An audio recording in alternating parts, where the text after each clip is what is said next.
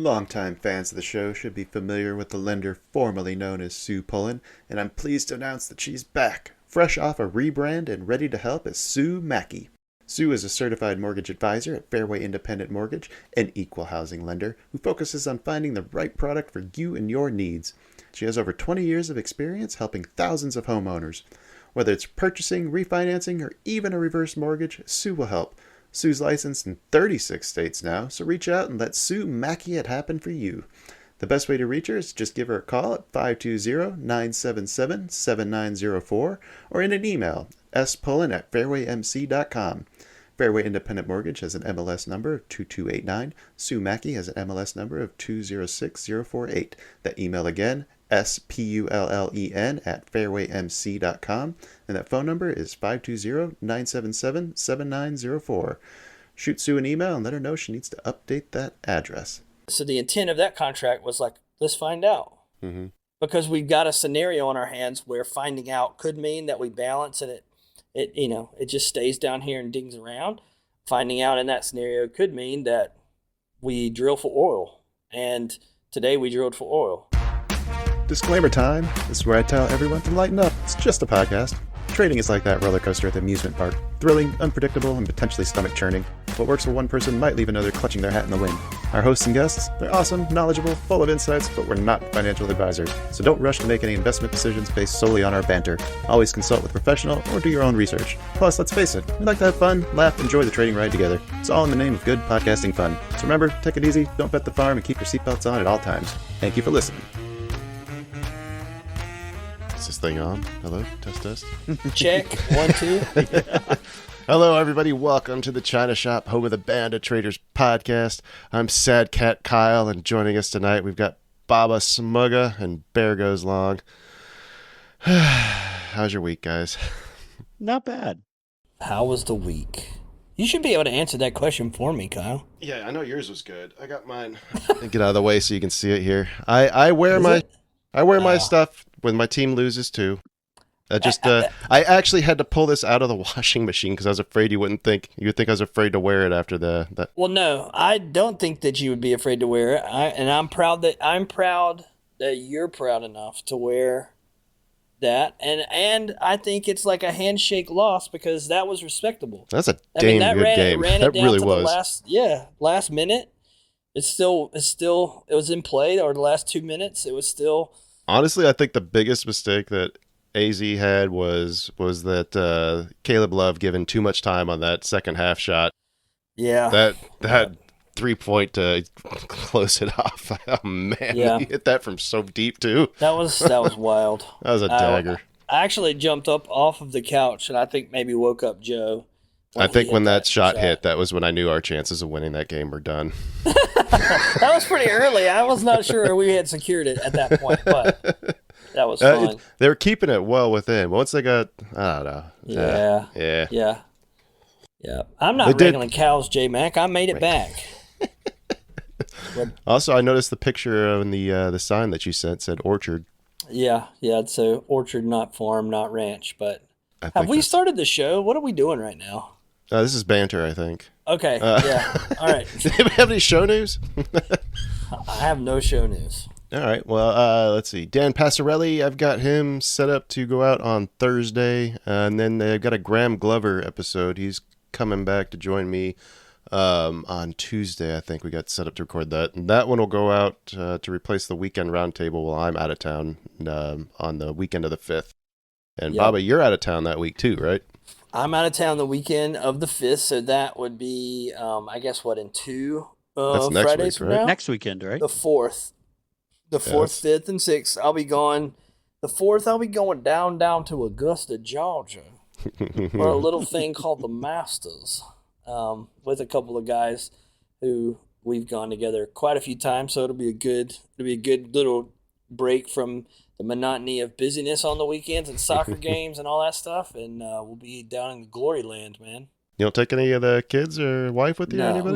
No. Nobody wants. No. Nobody has interest in it, or I don't know if they want to go, but this, we my buddy that I go with is right over here, sitting on the couch observing this recording, and that's who I go with. All right. It's our time to shine. It's our house. All right. Well, Baba, you had one heck of a suggestion, I think, for today's episode topic. I think you just kind of summed it up as greed, but I think I don't know, the way you explained the direction you wanted to take that in the chat this morning, I just kind of want to let you take over and do that again. Well, I think it's as much a question and a thought as it is a statement, but I think it's intuitive to an extent for my trading right now, at least. It's been a question I've been asking. And Bear, I'm curious to hear your thoughts on it too. I wonder, so the idea was greed, and I just said greed. I think greed can show itself in like two sides or two extremes of actions. And one most people would think of as not greed. And I think it can actually be the greed that robs you of success in some ways. So imagine this scenario. This would be the best way to sum it up. So I don't think you were on with us today, Bear, but this is kind of where we were talking. Let's say you had a mode of work that produced for you a scenario that after it could be a time or a specific amount of movement that basically, hey, if I can get positioned in this trade and survive to here, then from this point forward, there's a bigger expectancy. So a lot of trading strategies and a lot of probabilities have a decay in EV after a certain point. We're all well aware of that. Yeah, talked about that concept quite a bit on this program. Yep. And that is a very true thing. But there are also, I make the case, at least, that there's some asymmetrical EV at certain points. A great example of that is like break a balance, right? If you break balance, you don't want to close everything there, right? So if you can quantify, especially if you retest and then continue, so that's just one example of if you can quantify additional edge, and if you could even further quantify that with expectancy of time or expectancy of additional price movement, then greed could actually show itself in just shortcutting, just taking it there. So the example today was I was cheering everyone on in the room. If we can stay in these positions till 11 o'clock, if we can stay in these positions till 11 o'clock, guys, we get 2 hours for free. Basically, it's like a free 2-hour look because of the probabilities of a deep retracement back into the overnight range after 11 o'clock is pretty low. If we have left that range and if we have stayed out by 11, and I don't mean that generally like that like it sort of happens. I mean, like I have like stats and time windows and whatever that at least for my mode of work or whatever that give me the permission and the hope that, man, if we can make it to 11, this gets to looking good. Well, what greed can actually, I just want to get this in my account. I become real tempted and still become tempted. So the reason I verbalized it today, I become tempted just to take that, even though we were right at 11 o'clock. Yeah. And we were like 15 minutes from 11. I'm tempted to just take that off the table. And that's greed in wanting to realize that P&L, in my opinion, instead of honor the work and the time that has produced this additional expected value. So you think that's greed and not fear that's telling you, like the fear of it retracing on you? It's not a fear of retracing, though. I think that's where you go to where the question we mentioned was like motivation for it. Right. But what's the motivator? It's like, I want it now. I mean, to me, that sounds like greed. So can you back up a little bit and, I will and back just up. For yourself define For those of you that are listening in audio, I just rolled away from the desk. Yes. Define greed. That's a great question. What's a good Webster definition of greed? But my definition of greed, or I guess a trader's definition of greed oftentimes revolves around sizing issues. So I want to make more, so I'm going to assume all this risk and try to push to make all this money real fast. That's greed. Do you want the Oxford definition? Yeah, hit me with the Oxford, baby. Intense and selfish desire for something, especially wealth or power or food. Yeah. Ooh, I like that. Mm-hmm. Yeah, so that desire to just have that money right then. Yeah. Because at that point I was up, I don't know, 150 points, 180 points, something a lot today, specifically for this example, not to toot my horn. I'm just whatever. But, you know, and it was like, I really felt the tug just to close that right then. Like, just take it. Don't wait for a swing low. Don't wait for a value area, that balance or old balance value mid or mid value area low from prior week or whatever we've been talking about. Let's just take it right here. But why? Because I just wanted that then, and I wanted it. Can we also caveat that too with the fact that that wasn't your only contract? Like you've been paying yourself along the way too. Well, This yeah. This was this, the goal. This is a specific. This is the super runner. Yeah. This is the runner. Yeah. Well, it was the bigger This is your thing what if, like my week month maker, right? Well, yeah, we definitely big week, kicking it up a notch with that. But it was also for me at least, and so I'd be curious, like in y'all's work or in y'all's trading, you know, you work so hard to create these scenarios, and then even in the room, like we're cheering for, or I am not cheering, but I'm just making myself aware by talking with everyone else about the importance of where we are at 11 o'clock and what that could unfold into the path forward for the day based on that, where we were in space and time. Mm-hmm. And so when you work so hard to create, theoretically, like set a trap for the rest of the market, kind of, at least in my mind a little bit. It's like, yeah, I'm going to get them here. Everyone else is thinking this, but I know something you don't know. It is really an information battlefield out there, honestly. Mm-hmm. We're trying to apply information, knowledge, and wisdom, and in a scenario where we are trying to kind of put that out there and retrieve from the market what someone else is losing. So it really is kind of war in a sense. And you do all the work to set that trap, and then you feel this tug to just lay it down. It feels like a greed to just, I can just realize this and get it now. And so I just said that today because I think the conversation around greed is often the opposite, where you're encouraged just to take the trade, close the trade, get the money, because you don't want to be greedy and try to hold for so much and have this retrace. And you take in all these negatives of like, because it'll retrace, or what if this happens, blah, blah, blah. Don't skip that's the conversation. Profits, That's the conversation around greed. Oh, I didn't pay myself along the way. I'm being greedy trying to hold too much too long, or I'm being greedy trying to expect that we go 300 points, 500 points, 600 points when and I would just say the caveat to this is when your work gives the opportunity that's probable that this is the scenario, which is another thing we talked about this morning, that like this could get wild. We get out of here, we get slippery. Mm-hmm. And it's a great opportunity. And then not just, and I would say not just thinking that or not just guessing that, but being able to say with a percentage or like a probabilistic scenario, that's the odds are in our favor, or whatever that is from that, that girl who's fighting for food for people or whatever. Hunger Games. That's my quant. Larry said that's my quant. They laughed this morning when I said 390. Some might say I was greedy. That's my point. It's not. Right, what my point is, that if you're constantly, your thought of greed is always around just taking the profit now, not holding for and again, if it's related to your plan, it all goes back to your line of work and to your plan. But my point is, if your line of work is saying one thing and you're short-circuiting that by just taking the money now, that's greed. It's not greed to hold longer. It's the opposite.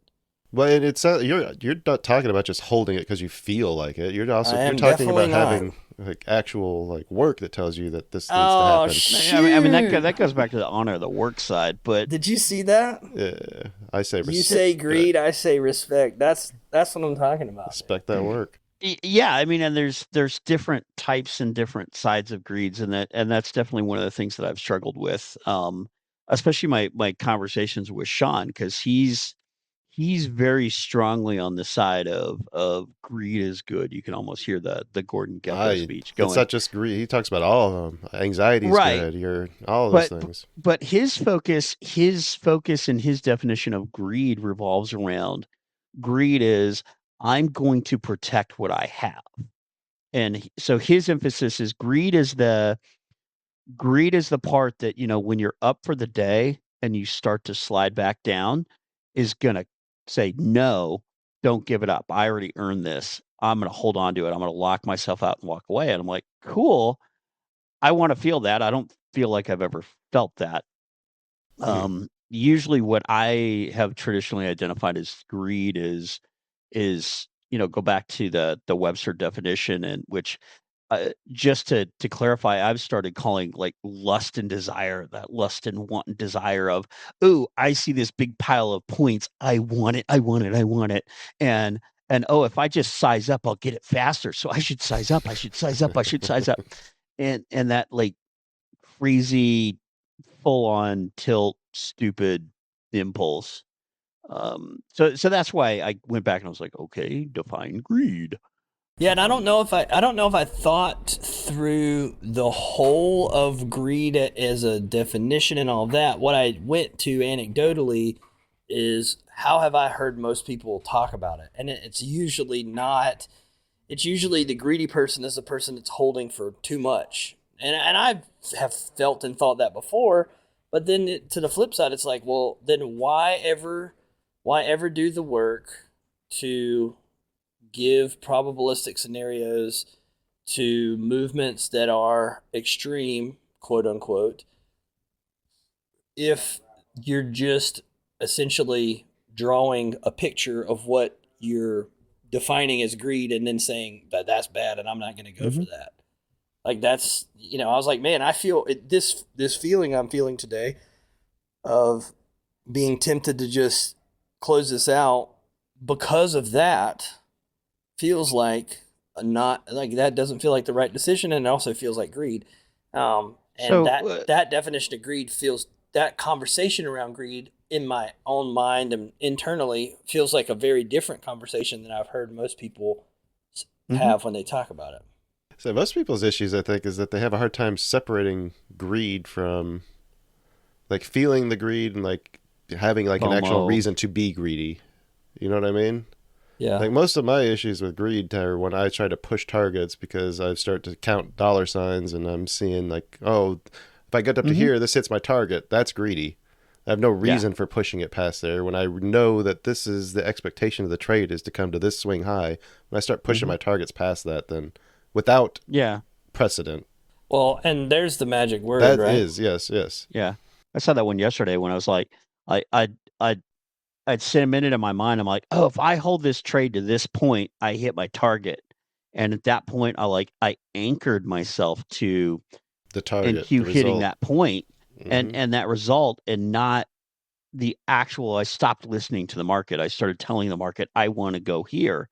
And the market's like, yeah, dumbass, you should reverse because I'm going 100 points straight down in the next 2 minutes. You've been wanting it to go up here for the last 50 minutes, and we've just been rotating here, setting lower highs. What do you think is going to happen?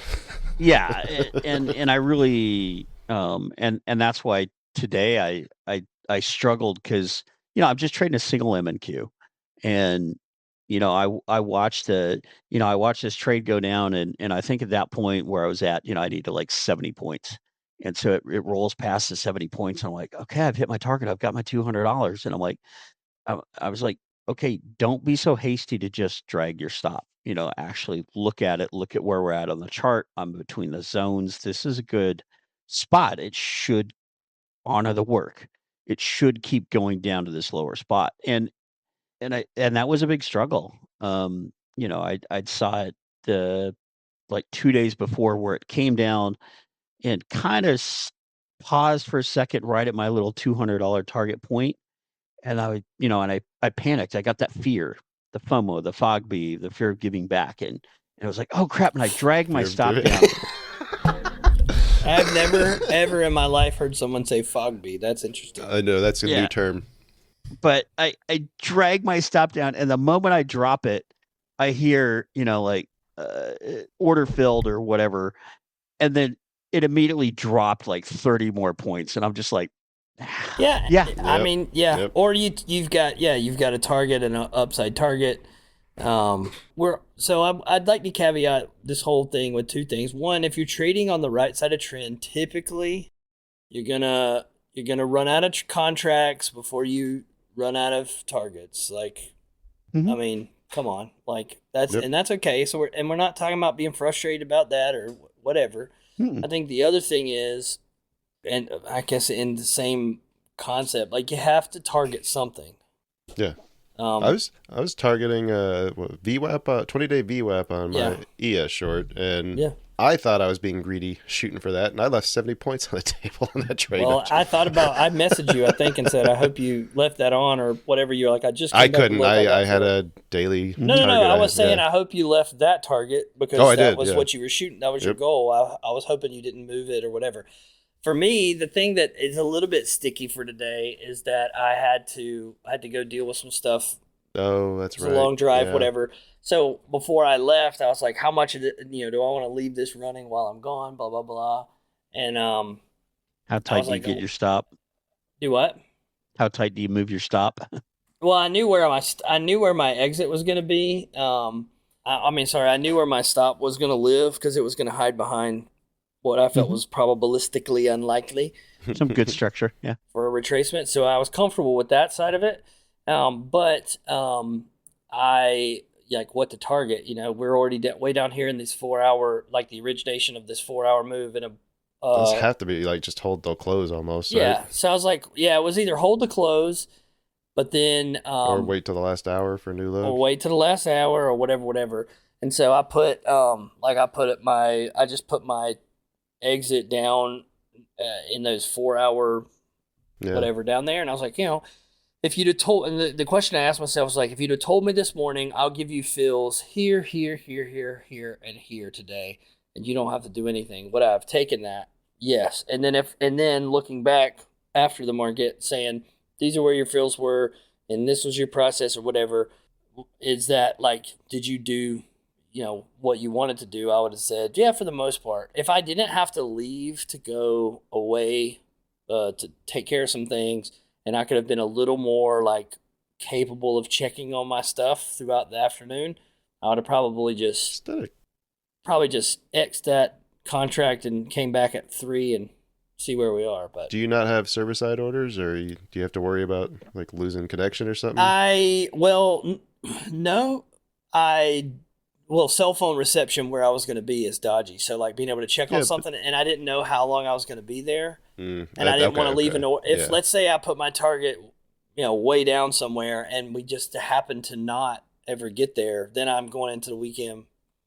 I'm going into close with an open order, and if I don't happen to get back where I have service in time to close it, then I don't really want to do that. The trade idea you should be able to set those up to expire after. Well, once the Yeah, day expire ends. in the day. I don't know, Kyle. It wasn't set up that way. It wasn't good So we for can day. work on it. Yeah. We can fix that so you can let it go and not have to worry about it. But the other thing is like the point is on all of that is that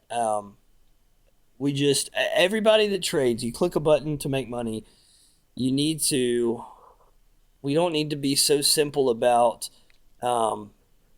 Seriously. Who knows how to do these advanced wizardly order types? We don't need to Flair's always on fire take in the comments today. He is on fire. We don't need to take these simple greed is when you're, blah blah blah blah blah. Like greed can show itself in many forms, one of which actually is like looks like you're not being greedy when in fact you're satisfying that greed impulse to have it now. Yeah. In my opinion. That's Mm-hmm. and I think and then also I would say if your mode of work, whatever you're applying yourself to take this data and organize it into something digestible and something that you feel is efficient, that gives you an opportunity to take advantage of what's presented, whatever that is, if you're not trading in light of that and you're hawking your P&L for your information of what decisions you should be making, that is greed. Mm-hmm. Yeah, if you're trading based on your P&L and not on the structure and your process. Yeah. And yeah, like we have to be concerned of how much do I, you have to be a business about it. In fact, like how much am I willing to pay today to find out and all of that kind of stuff. And you have to also like know, roughly about what a good return on your time is for a day on a typical day. I think it's important not to have like, this is my goal. If I've got to hit this. I mean, I think having goals is important. I think the big win for goals, at least for me, is pick a goal that's like really boring and not exciting and achieve that goal until it's just like monotonous and you feel like you want to eat your desk, and then begin to extrapolate out your targets and your strategy and whatever until just like very slow and Saying steady. build consistency first before you start trying to shoot for fences. Yeah, for sure. But Interesting concept. yeah, but yeah, I just I don't know, man. I've just been thinking about that idea, and today I was like, oh man, look at me being front and center with having to kind of grapple with this different way of thinking about this, and I thought, I wonder what other people think about it, or have other people thought about it. Well, so talk about greed in the context of a runner, because I think all of us here have had a runner go 100 plus 200-ish points, and we leave it on, and it comes all the way back. They'll never come back and get me all the way back here. This entry's got to be safe. Yeah, no. I think, well, so once upon a time, I had never seen a 100-point runner. Okay. I'd never seen one. I'd never realized a 100-point runner. And the metaphor I've often heard used when talking about things like this, like, 100 points. It's like once you see someone do that, it's like someone said it's like having underwear stretched. Like there's just no going back. Like once you stretch the elastic out of the waistband, like they're just not going to stay on, So, once my head was out of the sand on that like, that is achievable by people who are just normal humans with skin and bones like me, then it became like my goal to get a 100-point runner. I'd never thought of it before. I'd never tried to do that before. I'd always just traded very much within myself, My line of work was so simple. It was very not a lot of stats on it. It was very basic, but I started to try to get that. Well, the first week I tried to do that, I think I got 300-point runners in that first week. And I was like, oh my gosh, this is crazy. I mean, this was years ago. Not that I'm like the king, but that was a long time ago.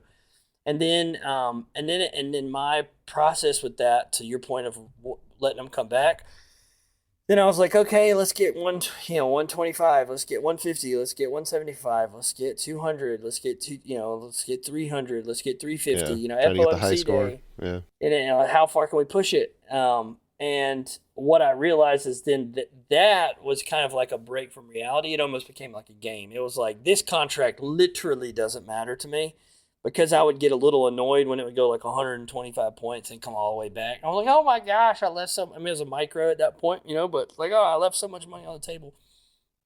Or even if it was a mini, that's a lot more money, and really like, oh my gosh. But, I was talking to Banks about it, and he's like, well, you just have to decide whether you care or not about it. Because if you care about it, then you need to do something different. But if you're really just playing this, like, how far can I push it game for this contract, then just consider it like a game. Don't even think of that one as zero already, and see what you can do. And I think I think that really insulates you from the emotional side when the finish line has really already been achieved with what you're trading, and that last one is just for fun. Can you talk a little bit more about the letting it go? Because that is something that I think I've struggled with, like letting go of the trade idea, letting go of the contract, letting go in general. Like how do you move on from that? Like, what is your process for, like, the trade comes back 100 points in your face? Well, now I would say that was when it was like I was trying to do the game thing. How far can we get one, right? Yeah. So trading like high volatility settings to try to see these big runners or whatever, which now is just a normal Tuesday or a normal Friday. you're gonna have a chance for a big runner, but now, so that was, it would just, at that time, it just had to be a decision that contract didn't matter at all. Like, it was it was a game, yeah, you know, it's already achieved. Like if I'm trading 6, I'm really trading 5. This 6th one is a joke. Like it's Right. for the memes. I want to be able to go make a new meme with Memes. Flary. You At know, no like point, we're gonna. at no point you're counting the money of that. Not at all. It Yeah. can't be. It has to be Yeah. like a video game at that point. Yep. Now, for me though, now I would say I don't have any strong desire to especially on certain days, to try to force any of that really. And most of the time, even on like a trade like today's trade, I just have to decide what's the intent of that contract that I have left. So what was the intent of that last contract? And the intent of that last contract was, if we get below X, we'll leave all the magic out of it. Sorry, you'll never know what I was basing it off of. If we get below X by Y, so if you get below this price by this time, then my stop will go to that price, because we shouldn't come back above that. I mean, not just that we shouldn't, like that it's I can say that because that's the truth. I say shouldn't, meaning probable. It is not probable. We'll use that language. It's not probable to come back above that for the next couple hours. So in that scenario, the intent of that contract is to look and to F around and find out, where may we go? If we don't go above here in the next 2 hours, where may we go? We may balance in this lower distribution. We may one-way train it much lower, but the intent of that contract was like, let's find out. Mm-hmm. Because we've got a scenario on our hands where finding out could mean that we balance and it just stays down here and dings around. Finding out in that scenario could mean that we drill for oil, and today we drilled for oil. So what point are you ready to start holding contracts overnight? All my work is on ranges of, JoJo says, if you haven't held a runner through a future halt, you haven't ever. All right, well, I mean, I have, sometimes not on purpose. I have been really surprised before, actually. History isn't just boring names and dates. It's weird, messy, and full of what were they thinking moments. The Buck Starts Here dives into the financial fiascos, questionable deals, and outright chaos that helped build America, $1 at a time. We mix in serious history from a fresh perspective, real, deep dives into the numbers and the moments that shaped the country, without the boring lecture. From presidential blunders to almost states, and the time an international war almost started over a pig, we break down the key events that made, and nearly broke, the nation.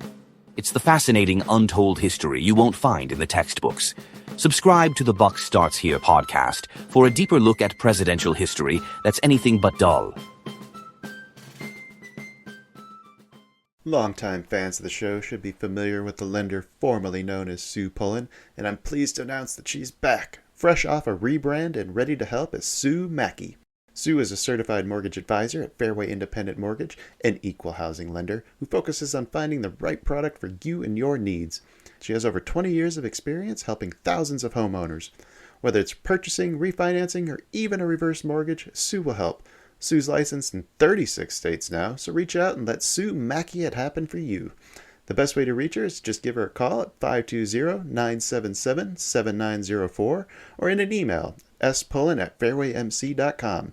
Fairway Independent Mortgage has an MLS number of 2289. Sue Mackey has an MLS number of 206048. That email again, spullen@fairwaymc.com, and that phone number is 520-977-7904. Shoot Sue an email and let her know she needs to update that address. Just a couple times, but to sit down. Hopefully in a good way. Just surprised that like it was an oversight, and it's like, oh boy, let's go ahead and close all this out. Or like leave an order on and you filled and you're like, wait, what's happening here? It's 9 p.m. and my P&L's moving. What? Let me go to the desk and see what's Right. going on. But now, no, all of my work is, I'm actually trying to really center a lot of my work to the bulk of what I accomplished to the 9 to 11 window. 9 a.m. So pre-market is, 9 a.m. to 11 is where I will make my living. unless 9 a.m. to 11 is kind of, it doesn't give me the opportunity for that. And then I have like kind of my backup plan is 1 o'clock to 4. And that, but those windows are very specific for me. And everyone's going to say, oh, well, it's just 1 o'clock to the close. Well, no, yeah, of course. But that time, that 1 to 4, then I use a whole new metric that I'm now looking through a whole different time window lens. Whereas the most important things to me for the morning is tied to that. I haven't extrapolated to your point or question out to really. We did some day type work, like Monday. If Monday's high is higher than Friday's high, then Wednesday makes the high of the week, and the low should be held on Friday. We've done a lot of that stuff in the past. That work is out there. I think it's posted in Discord for free. The whole sheet. I wouldn't depend on the data that much because it's Yahoo Finance data. I didn't go through the work of exporting through spreadsheet study and Denali, blah blah blah. But it's still probably close. It should be pretty good. But the point is like for me, what I like and what I'm really enjoying and what I've tried to hone in on is those, that 9 to 10 and 10 to 11. What can I really expect to do and what's reasonable? I don't know that I have a whole lot of interest in stretching that out unless it's with options for bigger periods of time, honestly. No, I just mean if like you're below an area, why close it at the end of a day or at an arbitrary point? Why not continue holding it for maybe a much bigger target? Yeah, well, so one could be Fridays to Mondays. I have done some work on. That might be a tough one. That's a big risk. Yeah. But like over it can be very calculated. I mean, yeah, there's headline risk for sure. Yeah. But what do Sunday nights and how do they typically interact with Friday afternoons? That's very quantifiable. Mm-hmm.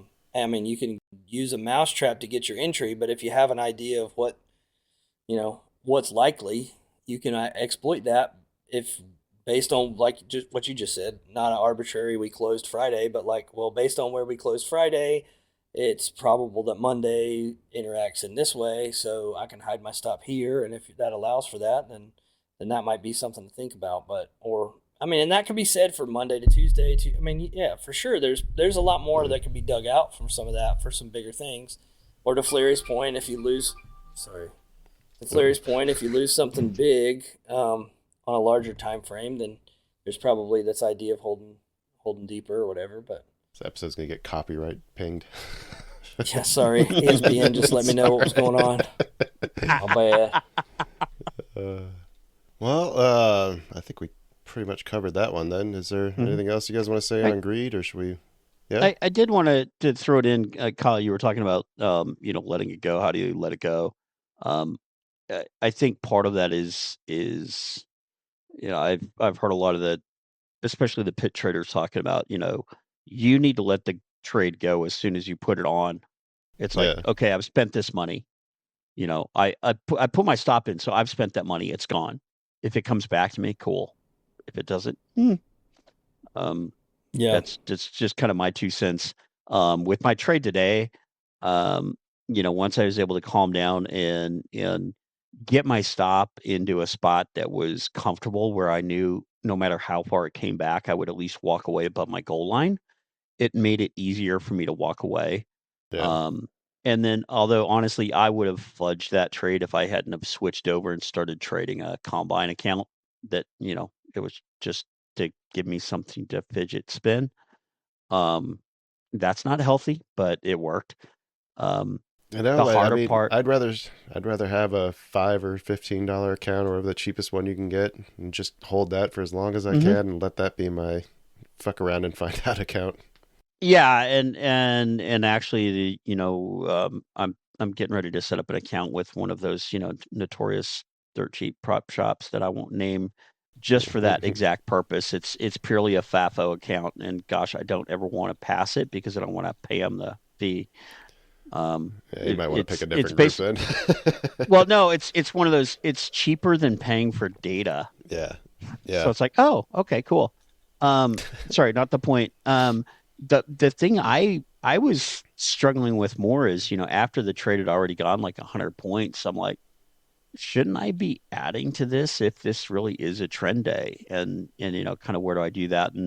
And fortunately, I was able to step back and go, okay, here's my zones on the chart.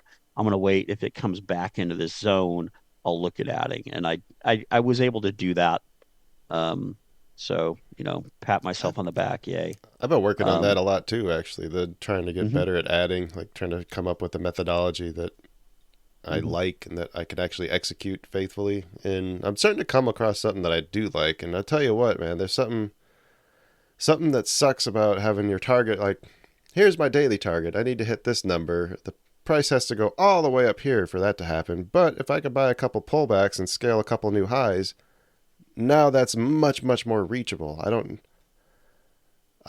I'm not putting all that risk on at once like Baba talks about. Like I'm kind of like trying to work into a position. You get one or two good entries and you kind of work around that.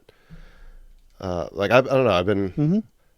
like as long as I can get an entry and have that new swing low, like my new ad on my new stop loss ends up going below that swing point. Like I'm good. Like I can continue trying to ride that with almost like a free trade, right? Put one Mhm. on, take it off on the new high. Now my stop goes to the new swing low. Like just ride that Mhm. up for any trend and Well, and what I'm able to look at back on hindsight today and feel good about is when I looked at when I moved my stops and where I moved my stops, it didn't have anything to do with um point point values. right? It Like wasn't like it wasn't like I wasn't moving my stops to 101 points because I want to get that 100-point runner. I was actually consciously looking at, okay, structure. And yeah, I was looking at a range. I was trying to stay in that 50%. It's like, okay, 50% retrace if it comes back and takes me out. But I was trying pretty hard to, hide behind structure, um, you know, which I've was actually hilarious. I've actually had to. I find myself putting it at like a round dollar number, like the target, and you're like, what am I doing? Like I And then just back pushed off that a little two. farther. I pushed that 2 points past, like the swing high that I was originally targeting. What am I doing now? I'm just trying to get a number. I'll put No, it back no, down and you need to saying no. pull it down We're not getting the round inside. number today. Too bad. Yeah. Yeah. You need to go less than the target. Bob, I think my Um, OCD is actually what drives most of my greed. I need round numbers. I think yeah. that's my kryptonite. But it did kill me today because after I was in the third contract and it went a good ways away from me, I moved the stop down to where I'd entered that third one, and it was a really good point because NQ went 80 points away from that entry, came back all the way, ticked me out, hit my stop with like 2 ticks to spare. It was Hmm. like my stop was like 118 and a quarter or 518 and a quarter or something. It was an 18 and a quarter. And like the peak of that move was 1875. And I'm like, are you freaking kidding me? All right. Well, that's my sign. Yep. But I also hit like 5x my daily goals. So if I'm going to complain, somebody shoot me or at least slap me around. Just gotta try. You gotta work a little harder to No. complain about that. Um, Yeah, no, and I really appreciated Macro coming back and going, okay, yeah, actually, talk to me about that. yeah, he just because he's been talking a lot. We've been talking about, hey, you want to show you want to show you can trade Yeah. one micro. Don't talk about P&L. Don't talk about profit. Don't go for payouts. Trade points. And so I was like, all right. And he came back and he's like, okay, good job. Now keep doing that for at least another 3 or 4 weeks. Just keep trading just one micro. Don't try to scale. Build the muscle memory. Hmm. I was like, all right. But he's right, Yeah, you said you something know? in there. Your post about what was it? It was about not caring about the dollar amount, like sizing down allowed to like free you from the care about what that value of that It, contract it, was. it, it allowed me to watch the trade and look at the structure with less greed and lust and desire in my eyes. And those days when I hit a loss limit, it still stung. Hmm. But I did find it was a lot easier for me to sit in trades and actually let them run to their target Yeah. rather than letting them run to my P&L and go, ooh, grab it, grab it, grab it. So that helped. Baba, you've talked about that too in the past about sizing down. Like if you care too much about it, then you're too invested and you need to size down. Yeah, yeah. I mean, yeah. I think that's like just such an important exercise. I don't think it can be a destination if Mhm. whatever size you're trading is ridiculous, and so sizing down. But I've harped on that with a lot of folks. I mean, people who I think the hard thing is when you're staring at, for one person who I worked with a little bit, like you're staring at how much you have lost trading as a whole, as a number in Mhm. the back of your Oh, mind. yeah. So Oh yeah, you just and never count so that. and Never so I calculate know, that. yeah, I know. That You money's know, gone. That I was money's working with a gone. trader who was very aware of like this venture into this has cost me this many dollars, Yeah. and so they were like, if I only trade 3 micros, I'm never going to get that money back. And I'm like, well, that's not true. Eventually you would. But today, we're not trading for that number. We have to have a skill set. We have to have a skill set that we hone over a period of time, that in some way we have to eliminate some of that emotional decision making, some of that panic, some of that fear.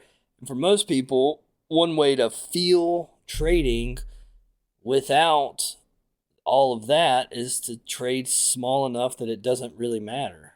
And then when you can trade when it doesn't really matter, you can begin to add back and still make those cerebral, like solid decisions with a little bit more size and a little bit more size. And it just, then you're just kind of working, you're exercising, or you're using that muscle that you exercised for 2 months or 3 months or 6 months when you were trading really, really small. Was that you, Baba, that said something along the lines of like, would you bet on yourself right now? Like, why would you want to be putting on that much size? Like, Yeah. That was like a year ago. right. Yeah. Or like when you're in a drawdown, especially, I've Yeah. thought people like dog out the Tom Hogard best loser wins thing. Why? Who? I don't know. I've seen people like on Twitter, so to dump on you if you dump on him. That's my opinion. How about that? But because some of the print, like whether you like his delivery or his writing style, people dog on him for that. But the point, the grand takeaway from that book that I think is just huge is like when you're down is when most traders bet big on their performance. When you're up is when most traders bet small on their performance. And he just makes the point that like one of the big differences, if you haven't read the book, is when the market is affirming the decisions he's making, he wants to add more size. And when the market is not affirming the decisions he's making, he wants to take some out. And so, yeah, I just there are environments now where you have to be mindful of that. Like the person who just posted in chat right here who said that, we were talking about that. Like there was a couple weeks ago, it was like, God dang, every time we get stretched and we're like, all right, here we go. The market's high-fiving me for doing the right thing. I'm going to add on this pullback, and then it's not a pullback, It's like, oh, frick, here we go. But, all things, season for everything. But generally, when you're in a shitty day and you've lost a bunch, that's when you're tempted to throw on too much size and clean up your mess real quick. Yeah, you want to get it back. Yeah, it's like, dude, I wouldn't bet on me right now. You know what? Can we do it? Should we do some good, bad, and ugly? Let's do it, man.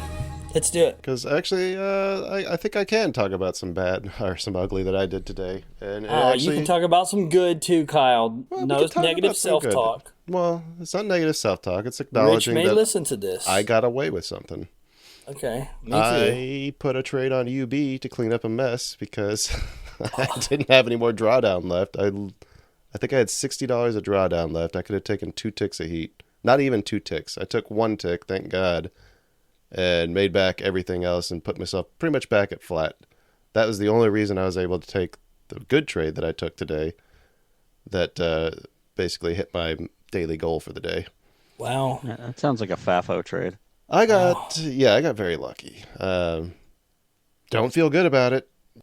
I'm not going to lie to myself and pretend like, oh, I'm a good trader because of what I did today. I know that I got away with one, and oh boy. Can't do many of those, right? I hear flurry in the back of my mind every time I think about one of these. When I have a day like this and I get away with it, I just hear flurry going, Oh, yeah, okay, J-Mac, that's a good point. It was good if I only got one tick against me, but that's not the point. That's not the point. It was a reckless trade. It was a trade that I put on that it needed 3 ticks of heat, or 3 ticks for the stop loss. Like, I actually I had it back in there with 3 ticks on the stop loss. It would have taken me out if I hadn't. That's why it was a bad trade. It was a bad trade because I wanted to gamble. I wasn't done gambling yet that morning. Mm-hmm. Yeah, but to his point, you may have stumbled into a setup for UB that you Oh, want. I know. Yeah, I mean, put in the playbook. So one of the issues that I've been dealing with, I kind of hinted at it a little bit, is impulse control. And that's something that I actually kind of stumbled upon this week, and that's going to be actually my good, is that I found that if I can stop myself in the moment from wanting to re-enter, like, oh, you got taken out, I want to trade, I want to get back in, I don't think this is done. Well, you know what, you've taken 2 stops on this one is done. But if you really want to trade, start typing in different tickers and go see if one of the 3 approved setups that we wrote out is showing up there, because I'd much rather you take a flyer on an asset that we haven't back tested on something that at least is based on some semblance of, trading thesis, or has some sort of like modicum of, I don't know, some sort of precedent, I guess. I'd much rather do that. And when I do that, then it becomes a lot easier to get back into that search mode and get out of that, action mode. That's what I've been having trouble interrupting, is that action mode, that click mode. I got to go now. I got to get it in now. I got to get it now.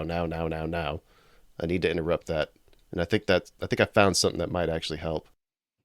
I like that. Yeah.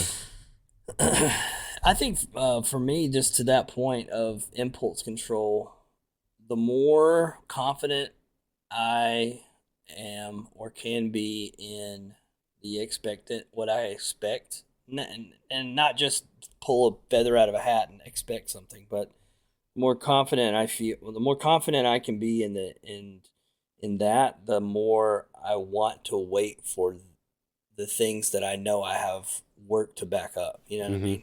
Mm-hmm. And I think that, with you saying like your approved setups, like if you know what those are and you love them and you find yourself still being lured away by the whore in the street, then like go back and love those setups more, like lean into them more. Like what else can you extract? What other data points could help you have more confidence in why those are great? What do you love so much about them? What are the banger pieces of those? Start backtesting those other markets. Yeah, or other markets, but I mean, even just that saying, what do I love about this so much? Right, like what about these? Why did I choose this method? Why did I choose this setup? Why do I choose these 3 setups? Because, and if that case is strong and you love that, then like, don't. It's not so much an act of strong will and discipline that keeps you in check. It's this like, because I like this so much and I'm selfish and I want to love me, right. And in this market trading, like the way I like confirm or affirm and like lean into honor the work I've done is to use it. And so if I find myself trying to do random stupid stuff too much, I need to lean back into the stuff I have mined out for myself. And if there's some dark shadows in that, I need to go math those things out, Like, I think, for me, it's always been, I got a pretty good idea, big picture, what's going on. I got a decent mousetrap for entry. It's that intermediate, like it's between where are we going to end the day and how do I get positioned.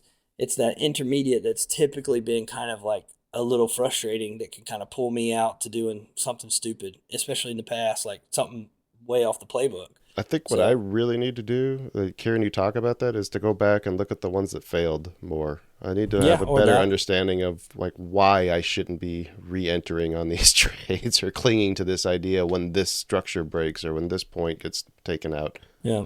Like it's just the clarity. How much can you get? More clarity. Yes. That's the thing. It's not new. It's not new setups or new whatever new. It's not new. I don't want anything new. It's just more clarity around what you like and what you're doing. More clarity. Give me more. Yeah. So I like that. All right, anybody else want to share anything particularly good or bad or ugly? No, I think we kind of been talking about it pretty much all the episode, but yeah, there has been a little lot bit. of that. I did have, I did M period. I didn't have M period. Well, No, we haven't done an M period in a while. I Yeah. won't blame M period challenge. I'll take responsibility for my own stupidity. No, I flipped over to a particular Combine account that's kind of like my F around Combine account, which is dumb because I have a practice account Mm-mm. that has free resets. Right. But I have this mental, so this is like an ugly, bad, dumb one. I have this mental thing of like, oh well, it doesn't matter if I have a huge win on the practice account. It doesn't matter. And I was like, well, yeah, okay, get over yourself. But I didn't get over myself. I went into a big Combine account and just flung monster size and wiped it out. And like, yeah, okay. Yep. Your temper tantrum. What did you accomplish? You know what? You pissed away some money. You lit it on fire. Congratulations. I don't know. But I need to find a healthier way to blow off steam. Let's put it that way. So it sounds like we need to get M period going again, huh?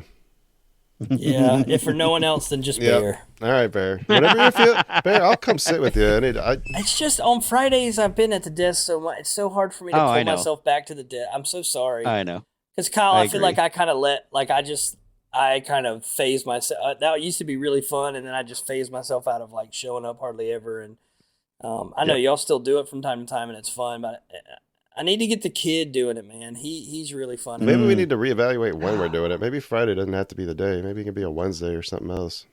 Wednesday in period. I don't know. Nah, I don't know. Boy.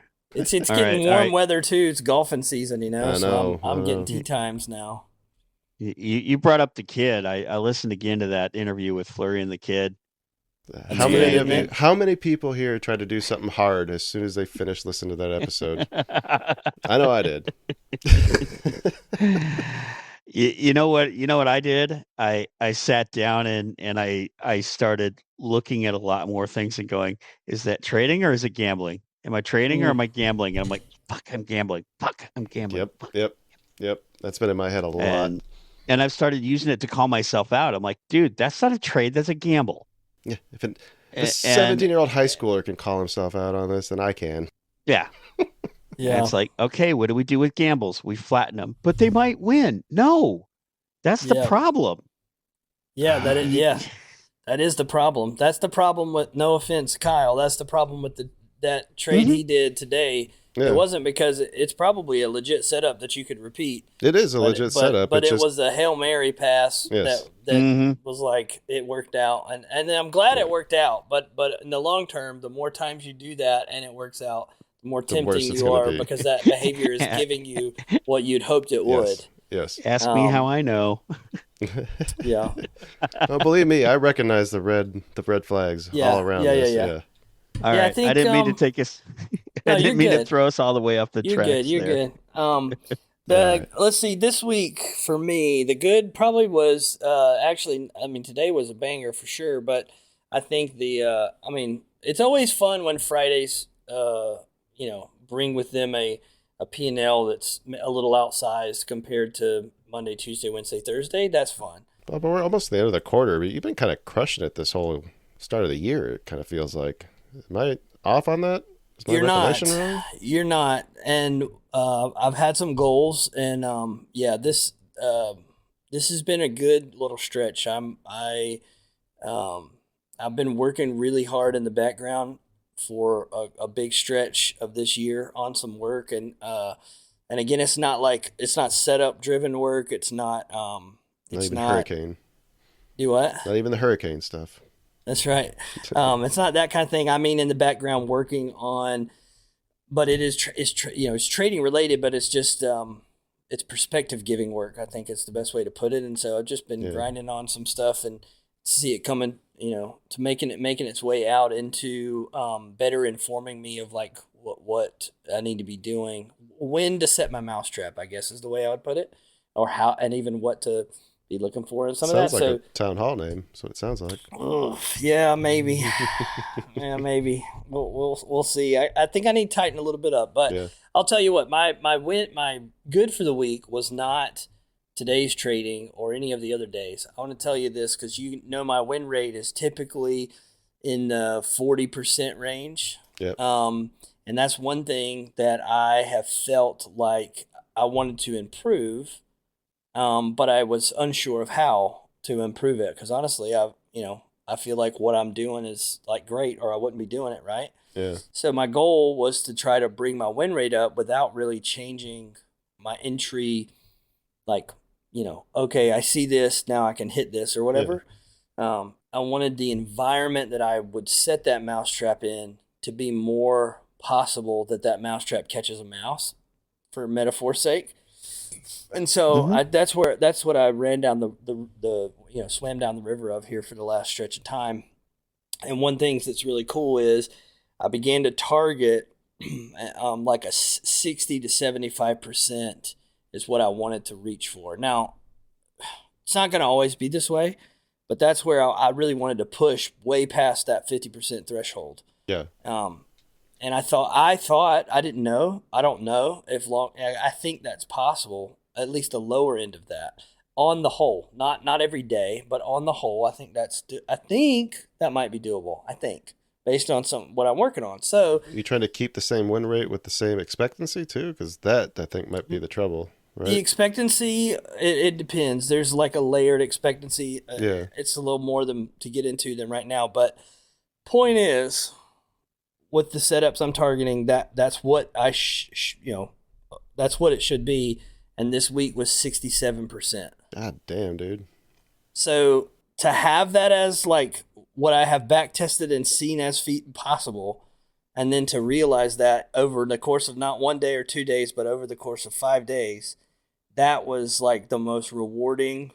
Like today, just looking back at my stats tonight before doing this, I was just like, wow, that is so rewarding.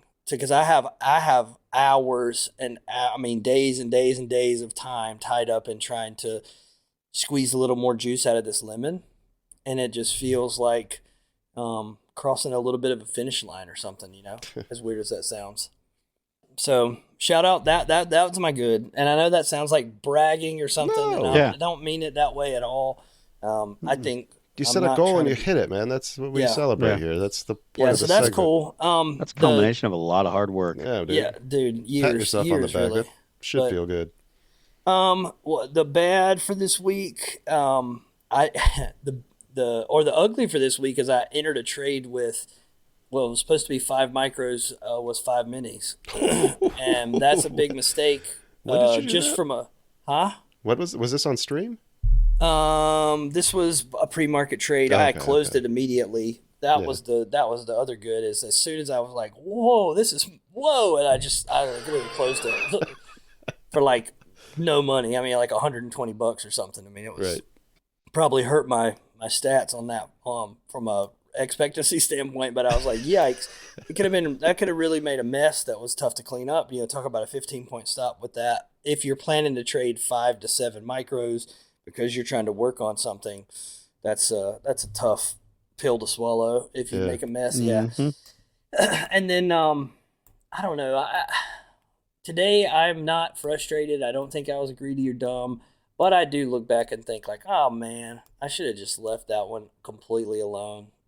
That's the only little lament. It's like my profit factor was balling this week, but that would have helped it. That would have bumped it up a little bit probably. Well, I'm not going to say anything because I got flamed in the comments for even mentioning trying to do advanced orders with Sierra charts. So we'll get it figured out. Have to call it for today's episode here. So please join me in thanking Baba Yaga and Bear Goes Along for the contributions tonight. You can do that by clicking on those links in the show notes. Visit vantatrading.com to join Baba Yaga and the team every morning. BanditTradersPodcast.com so you can stay up to date with everything we got to offer. When you finish with all that, go listen to Joel defend Canada's actions in the War of 1812 on The Buck Starts Here. I'll be back soon with another exciting episode, but until that day, like, share, subscribe, all the things, and have a green week. Woohoo!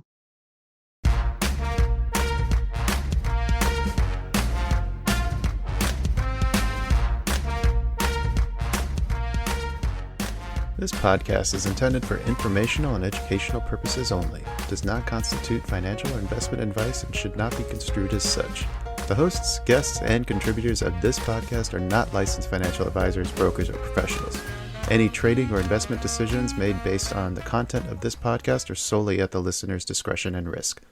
Trading and investing in financial markets carry inherent risks, and past performance is not indicative of future results. Listeners should conduct their own research and seek advice from qualified financial professionals before making any financial decisions. The views, opinions, and information shared in this podcast are those of the individual contributors and do not necessarily reflect the views or policies of the podcast creators or associated organizations.